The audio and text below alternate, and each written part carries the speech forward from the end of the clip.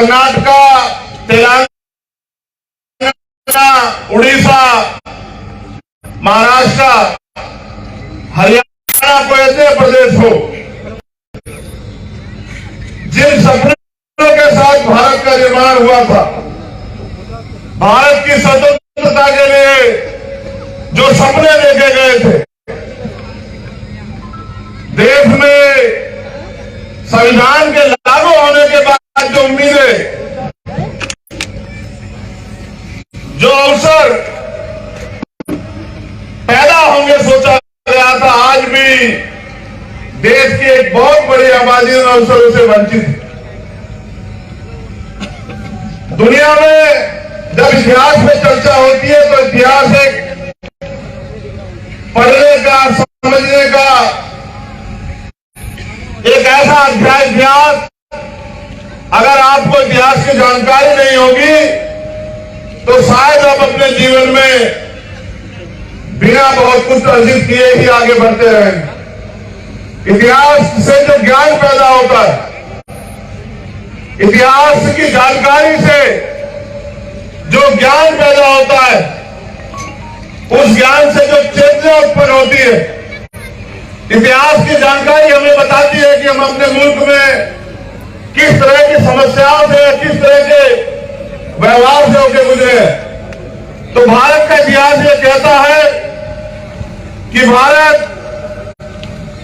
चंद्रगुप्त मौर्य का देश, भारत सम्राट अशोक का देश है, और वो सब हमारे पूर्वज हैं जिन्होंने, जिनके राज में देश अखंड भारत हुआ करता था। आज की सरकारें, आज के दल तो बड़ी बड़ी बातें करते हैं अखंड भारत बनाने की, लेकिन हमारे पूर्वजों ने अपनी वीरता और अपने खून से सींच के इस भारत की सीमाओं को अखंड भारत तक पहुंचाने का काम किया और राज किया अखंड भारत पे।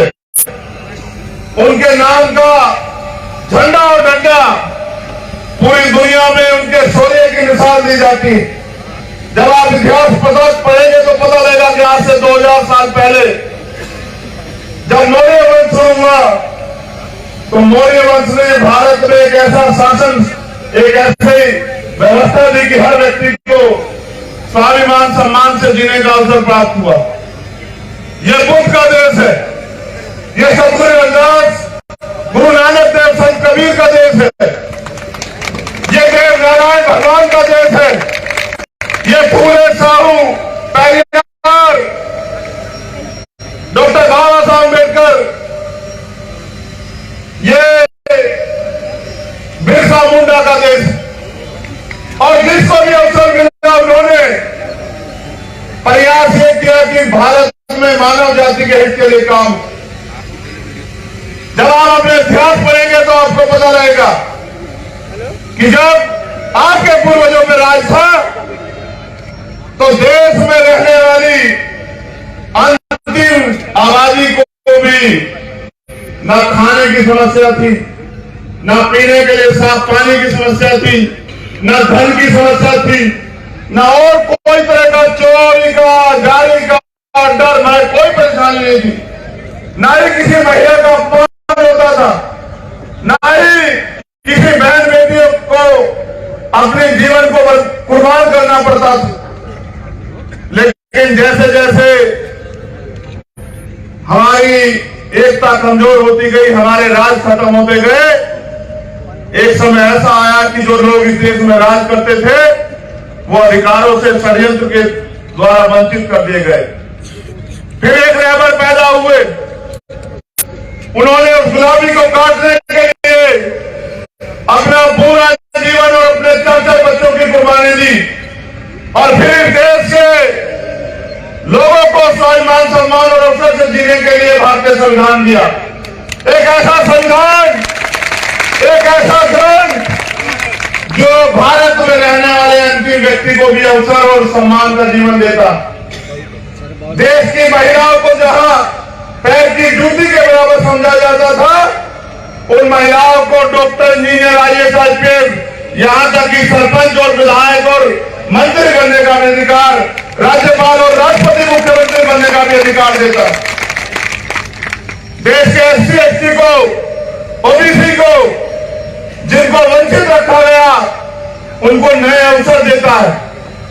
लेकिन सामाजिक साथियों, वो अवसर तब प्राप्त होंगे क्योंकि आजादी के बाद 70 साल से ज्यादा का समय बीत गया। मैं राजस्थान की बात करता हूं, कभी किसी की सरकार बनवाते हो, कभी किसी की सरकार बनवाते हो, लेकिन ईमानदारी से पूछो खुद से कि क्या आज भी आपको इंसानों जैसा स्वाभिमान, सम्मान और अधिकारों के साथ जीने का अवसर राजस्थान में प्राप्त हो रहा है? क्या बताओ? मैं अगर घटनाओं का जिक्र करूंगा तो मेरा सीना छन्नी होगा, तो आपका भी सीना बिना छन्नी में नहीं रहेगा। आपको जितेंद्र मेघवाल याद होगा कि मुझे रखने में उसको अपनी जान जो है कुर्बान करके कीमत चुकानी पड़ी। आपको इंदर मेघवाल याद होगा जिसको मटकी से पानी पीने पे अपनी जान देकर जो है कीमत चुकानी पड़ी। आपको उनका याद होगा कि न्याय न मिलने पे उस मेरे छोटे भाई ने जो है अपनी जान कुर्बान कर दी, सुसाइड की, और मुझे पत्र लिख के कहा कि भाई मेरा अंतिम संस्कार आप आके करना। अगर मैं याद दिलाऊंगा तो आपको कार्तिक भी याद आएगा कि किस तरह से मेरे भाई की हत्या हुई, हत्यारे आराम से चैन से घूम रहे हैं, और जिनको न्याय दिलाना चाहिए, इनको न्याय देना चाहिए उन सरकारों को, वो सरकारें उन विधायकों की, उन नेताओं की सुरक्षा बन के खड़ी हुई है। ऐसे राजस्थान में जी रहे हो आप लोग। मैं अगर घटनाएं बताऊंगा तो शाम हो जाएगी। यहां बैठे एक नौजवान पूछे क्या आजाद भारत में आपको स्वाभिमान, सम्मान और अधिकारों के साथ जीने का अवसर मिलना चाहिए, नहीं मिलना चाहिए? बताओ। क्या आप जो मेहनत मजदूरी करते हो और बाबा साहब अम्बेडकर ने राज्य व्यवस्था करने के लिए आपको वोट का अधिकार दिया, तो फिर आपकी जवानी, आपका संघर्ष लड़ाई क्यों नहीं ले रहा? याद करो, इतिहास पहले राजे महाराज तलवार भालों से, घोड़े हाथियों में, ऊंट पे बैठ के युद्ध होते थे, जाने जाती थी, तब जाकर राज्य व्यवस्था परिवर्तन होती थी। आज आप यहाँ जमीन पर बैठे वापस दिए, आपने दूसरी सरकार को बदलने के लिए इनकी सरकार बनाई, और इनकी सरकार ने क्या किया? आप मुझसे प्यार करते हो, आप हिरानी से प्यार करते हो, अपने समाज से प्यार करते हो, तो मेरे साथ ये किया सरकार ने कि जब मैं सीएचए के भाई की लड़ाई लड़ने के लिए आया भाइयों बहनों की, तो 4 दिन यहां की सरकार ने मुझे जेल में डाल के रखा। मुझे रात को होटल में सोते हुए को और चुपचाप होकर कि हमारे साथ चलना पड़ेगा, ले जाकर निर्दोष होते मेरे साथियों को मुझे जेल में डालने का काम किया। ये दिया यहाँ की सरकारों ने आपके भाई को और आपके स्वाभिमान सम्मान को। जब मैं यहाँ जालौर की घटना में, पाली की घटना में आता हूं तो मुझे एयरपोर्ट पे बंद कर लेते हैं। 12-12, 14-14 घंटे में यहाँ खून के आंसू रोके निकल जाता हूं वापिस, इस उम्मीद के साथ कि एक न एक दिन तो मेरे लोगों के दिल में आग उठेगी और वो इन निकलनी बहन सरकार के भरोसे रहना छोड़ के अपने अंदर दम पैदा करके अपने दम पे यहां खड़े होने का काम करेंगे। उनके लिए कोई बड़ी बात नहीं है, लेकिन जिन्होंने अपनी मां बहनों में देवियां देखी हो, जिन्होंने अपने बुजुर्गों में, अपने भाइयों में अपना भगवान देखा, उनको तो तकलीफ होनी राजनी। मेरा सीना छल लिए कोटा संभाग के मेरे साथियों, मैं जिम्मेदारी आपको देने के लिए आया हूं कि आजाद भारत है, हमें अधिकार है, हम इस देश में गुलामी का जीवन जीने के लिए पैदा नहीं हुए मेरे साथियों। हमें गुलामी की गड़ियां काटनी पड़ेगी। सम्मानित साथियों, जब हम वोट के जरिए दूसरों की सरकार बना सकते हैं, क्यों नहीं बाल मानता? क्यों आपके खून में वो ताकत पैदा करना और अपने भाई की इज्जत की रक्षा करना चाहते तो आना 12 फरवरी को और ऐसा जन सैलाब निकल के आया शोषितों का। राजस्थान तो वो धरती है जिस धरती के संघर्ष की कहानी पूरी दुनिया में लिखी जाती है। राजस्थान तो वो धरती है जो रेतीली बंजर भूमि से जो है अनाज पैदा करके अपना पेट भरती है। ये हमारे संभागों की पहली रैली है। इसके बाद माननीय प्रभारी जी और अध्यक्ष जी और तमाम टीम के नेतृत्व में अन्य जगह भी जो है रैलियां होंगी। मैं तो आपसे अपील करने के लिए ये अपील पहले से दोहरा दे रहा हूं कि आपको याद रहे कि जिस दिन जयपुर का बुलावा आएगा, मैं सिर्फ आपको बुलावा देने के लिए आया हूं कि जिस दिन स्वाभिमान, सम्मान और हक अधिकार और अपने वजूद को बचाने के लिए जयपुर में सभा होगी, उस दिन आप में से कोई घर न रहे और जो यहां आया है वो कम से कम 10-10 साथियों को जयपुर लेके आने का काम करे। मेरे हाथ मजबूत करोगे नहीं करोगे बताओ। एक और बात का जवाब दो। हमारे लोग बड़े सीधे सच्चे लोग हैं। देखो गौर करना, मैंने अपने नेता अपने आदर्श मान्यवर साहब का श्रीराम से सीखा कि एक जाति एक समाज से हम लोग कामयाब नहीं हो सकते हैं।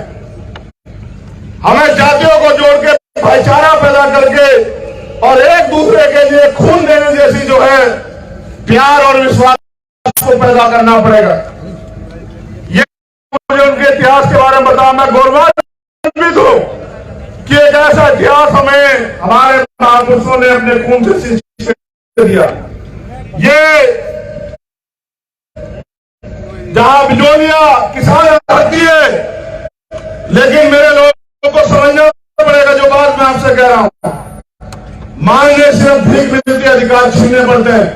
मेरे गुजर समाज के लोगों ने, मैं मध्य प्रदेश का अधिकार यहां भी कह रहा हूं, यही उड़ीसा, महाराष्ट्र, हरियाणा को ऐसे प्रदेश हो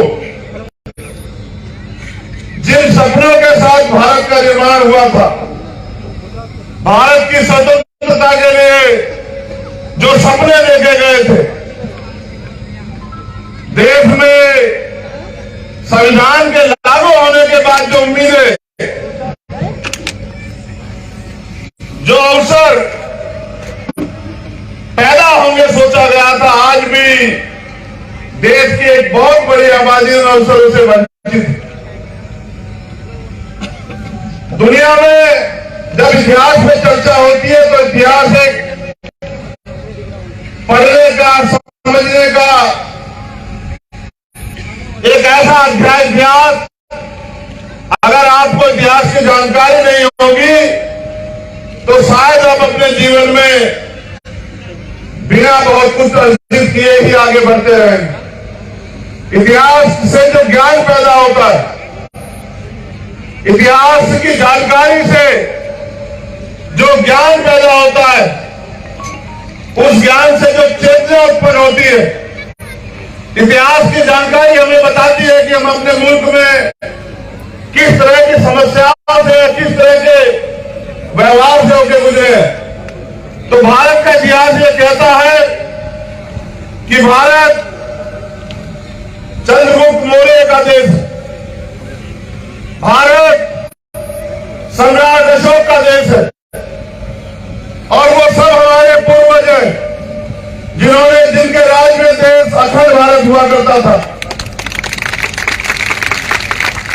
आज की सरकारें, राज के दल तो बड़ी बड़ी बातें करते हैं अखंड भारत बनाने की, लेकिन हमारे पूर्वजों ने अपनी वीरता और अपने खून से सींच के इस भारत की सीमाओं को अखंड भारत तक पहुंचाने का काम किया और राज किया अखंड भारत पे।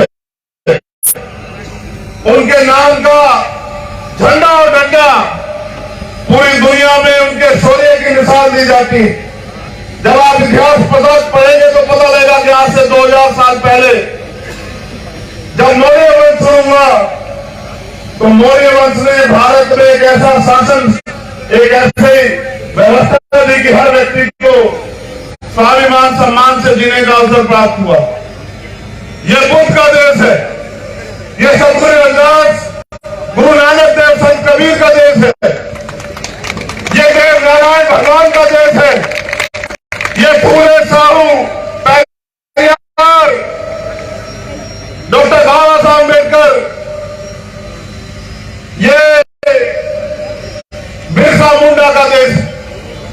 और जिसको भी अवसर मिला उन्होंने प्रयास ये किया कि भारत में मानव जाति के हित के लिए काम। जब आप अपने इतिहास पढ़ेंगे तो आपको पता रहेगा कि जब आपके पूर्वजों में राज था तो देश में रहने वाली अंतिम आबादी को भी न खाने की समस्या थी, न पीने के लिए साफ पानी की समस्या थी, न धन की समस्या थी, न और कोई तरह का चोरी का, गाड़ी का डर, न कोई परेशानी नहीं थी, न ही किसी महिला का अपमान होता था, न ही किसी बहन बेटियों को अपने जीवन को कुर्बान करना पड़ता था। लेकिन जैसे जैसे हमारी एकता कमजोर होती गई, हमारे राज खत्म होते गए, एक समय ऐसा आया कि जो लोग इस देश में राज करते थे वो अधिकारों से षड्यंत्र के द्वारा वंचित कर दिए गए। फिर एक रहबर पैदा हुए, उन्होंने उस गुलामी को काटने के लिए अपना पूरा जीवन और अपने 4 बच्चों की कुर्बानी दी और फिर इस देश के लोगों को स्वाभिमान सम्मान और अवसर से जीने के लिए भारतीय संविधान दिया। एक ऐसा संविधान, एक ऐसा ग्रंथ जो भारत में रहने वाले अंतिम व्यक्ति को भी अवसर और सम्मान का जीवन देता। देश की महिलाओं को जहां पैर की जूती के बराबर समझा जाता था, उन महिलाओं को डॉक्टर, इंजीनियर, IAS, IPS, यहां तक कि सरपंच और विधायक और मंत्री बनने का भी अधिकार, राज्यपाल और राष्ट्रपति, मुख्यमंत्री बनने का भी अधिकार देता। देश के SC, ST को, OBC को, जिनको वंचित रखा गया, उनको नए अवसर देता है। लेकिन सामाजिक साथियों, वो अवसर तब प्राप्त होंगे क्योंकि आजादी के बाद 70 साल से ज्यादा का समय बीत गया। मैं राजस्थान की बात करता हूं, कभी किसी की सरकार बनवाते हो, कभी किसी की सरकार बनवाते हो, लेकिन ईमानदारी से पूछो खुद से कि क्या आज भी आपको इंसानों जैसा स्वाभिमान सम्मान और अधिकारों के साथ जीने का अवसर राजस्थान में प्राप्त हो रहा है? क्या बताओ? मैं अगर घटनाओं का जिक्र करूंगा तो मेरा सीना अच्छा नहीं होगा, तो आपका भी सीना बिना छन्नी में नहीं रहेगा। आपको जितेंद्र मेघवाल याद होगा कि मुझे रखने में उसको अपनी जान जो है कुर्बान करके कीमत चुकानी पड़ी। आपको इंदर मेघवाल याद होगा जिसको मटकी से पानी पीने पे अपनी जान देकर जो है कीमत चुकानी पड़ी। आपको उनका याद होगा कि न्याय न मिलने पे उस मेरे छोटे भाई ने जो है अपनी जान कुर्बान कर दी, सुसाइड किया और मुझे पत्र लिख के कहा कि भाई मेरा अंतिम संस्कार आप आके करना। अगर मैं याद दिलाऊंगा तो आपको कार्तिक भी याद आएगा कि किस तरह से मेरे भाई की हत्या हुई, हत्यारे आराम से चैन से घूम रहे हैं। और जिनको न्याय दिलाना चाहिए, जिनको न्याय देना चाहिए उन सरकारों को, वो सरकारें उन विधायकों की और नेताओं की सुरक्षा बन के खड़ी हुई है। ऐसे राजस्थान में जी रहे हो आप लोग। मैं अगर घटनाएं बताऊंगा तो शाम हो जाएगी। यहां बैठे एक नौजवान पूछे क्या आजाद भारत में आपको स्वाभिमान सम्मान और अधिकारों के साथ जीने का अवसर मिलना चाहिए, नहीं मिलना चाहिए? बताओ। क्या आप जब मेहनत मजदूरी करते हो और बाबा साहब अम्बेडकर ने राज्य व्यवस्था करने के लिए आपको वोट का अधिकार दिया, तो फिर आपकी जवानी, आपका संघर्ष लड़ाई क्यों नहीं ले रहा? याद करो, इतिहास पहले राजे महाराज से घोड़े हाथियों में ऊंट पे बैठ के युद्ध होते थे, जाने जाती थी, तब जाकर आज व्यवस्था परिवर्तन होती थी। आज आप यहाँ जमीन पर बैठे हो, आपने दूसरी सरकार को बदलने के लिए इनकी सरकार बनाई और इनकी सरकार ने क्या किया? आप मुझसे प्यार करते हो, आप हिरानी से प्यार करते हो, अपने समाज से प्यार करते हो, तो मेरे साथ ये किया सरकार ने कि जब मैं सीएचए के भाई की लड़ाई लड़ने के लिए आया भाइयों बहनों की, तो 4 दिन यहां की सरकार ने मुझे जेल में डाल के रखा। मुझे रात को होटल में सोते हुए को और चुपचाप होकर कि हमारे साथ चलना पड़ेगा, ले जाकर निर्दोष होते मेरे साथियों को मुझे जेल में डालने का काम किया। ये दिया यहाँ की सरकार ने आपके भाई को और आपके स्वाभिमान सम्मान को। जब मैं यहाँ जालौर की घटना में, पाली की घटना में आता हूं तो मुझे एयरपोर्ट पे बंद कर लेते हैं। 12-12, 14-14 घंटे में यहाँ खून के आंसू रोके निकल जाता हूं वापिस, इस उम्मीद के साथ कि एक दिन तो मेरे लोगों के दिल में आग उठेगी और वो इन निकलनी बहन सरकारों के भरोसे रहना छोड़ के अपने अंदर दम पैदा करके अपने दम पे यहाँ खड़े होने का काम करेंगे।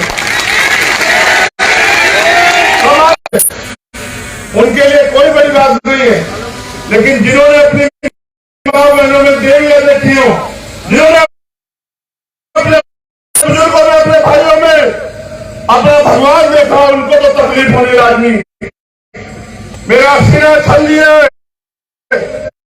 कोटा संभाग के मेरे साथियों, मैं जिम्मेदारी आपको देने के लिए आया हूं कि आजाद भारत है, हमें अधिकार है, हम इस देश में गुलामी का जीवन जीने के लिए पैदा नहीं हुए मेरे साथियों। हमें गुलामी की गड़ियां काटनी पड़ेगी। सम्मानित साथियों,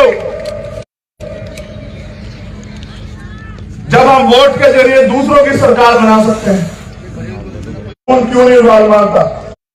क्यों आपके खून में वो ताकत पैदा करना और अपने भाई की इज्जत की रक्षा करना चाहते तो आना 12 फरवरी को, और ऐसा जन सैलाब निकल के आया शोषितों का। राजस्थान तो वो धरती है जिस धरती के संघर्ष की कहानी पूरी दुनिया में लिखी जाती है। राजस्थान तो वो धरती है जो रेतीली बंजर भूमि से जो है अनाज पैदा करके अपना पेट भरती है। ये हमारे संभागों की पहली रैली है। इसके बाद माननीय प्रभारी जी और अध्यक्ष जी और तमाम टीम के नेतृत्व में अन्य जगह भी जो है रैलियां होंगी। मैं तो आपसे अपील करने के लिए ये अपील पहले से दोहरा दे रहा हूं कि आपको याद रहे कि जिस दिन जयपुर का बुलावा आएगा, सिर्फ आपको बुलावा देने के लिए आया हूं कि जिस दिन स्वाभिमान सम्मान और हक अधिकार और अपने वजूद को बचाने के लिए जयपुर में सभा होगी, उस दिन आप में से कोई घर न रहे और जो यहाँ आया है वो कम से कम 10-10 साथियों को जयपुर लेके आने का काम करे। मेरे हाथ मजबूत करोगे नहीं करोगे बताओ। एक और बात का जवाब दो। हमारे लोग बड़े सीधे सच्चे लोग हैं। देखो गौर करना, मैंने अपने नेता अपने आदर्श मान्यवर साहब का श्रीराम से सीखा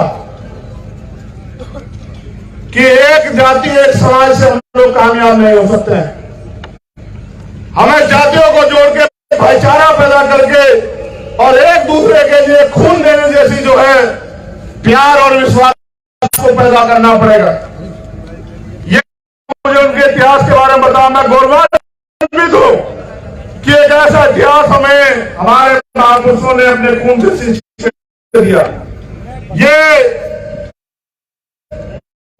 जहां बिजोलिया किसान धरती है, लेकिन मेरे लोगों को समझना पड़ेगा जो बात मैं आपसे कह रहा हूं। मांगने सिर्फ भीख मिलती अधिकार छीनने पड़ते हैं। मेरे गुजर समाज के लोगों ने, मैं मध्य प्रदेश अधिकार यहां भी कह रहा हूं, यही राजस्थान की धरती पर उनके